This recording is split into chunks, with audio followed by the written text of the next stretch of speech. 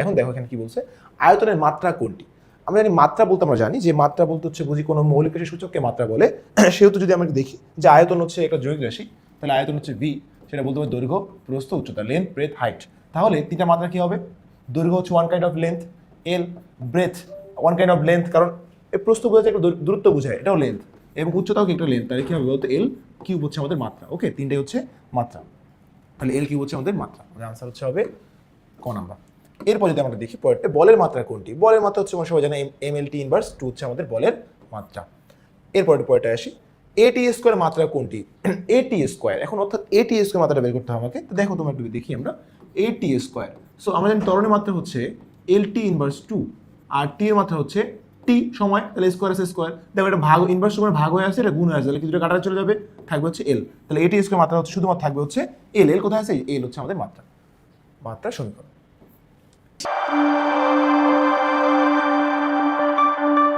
এরপরটা আমরা 4 নাম্বারটা দেখব যে V equals to U plus এটি সমীকরণে এটি এর মাত্রা কত।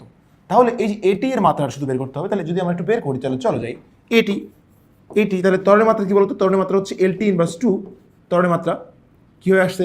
এই যে এ ইকুয়ালস টু ভি মাইনাস টি, বেগের পরিবর্তন, বেগের মাত্রা হচ্ছে এলটি ইনভার্স 1, আর এইটি হচ্ছে টি, উপরে গেলে কি ইনভার্স 2। ওকে, এখন আসো টি এর মাত্রা কি? টি, এখানে দুটা টি, এখানে একটা টি, এটা ভাগ হয়েছে, গুণ হয়ে আছে, তাহলে একটা টির সঙ্গে একটা টি কি বলতো কাটা থাকলো একটা টি, তাহলে এলটি ইনভার্স 1। ওকে, তো এইটা হচ্ছে আমাদের মাত্রা আমরা বলতে পারি। তাহলে এই যে এলটি ইনভার্স 1 হচ্ছে আমাদের মাত্রা।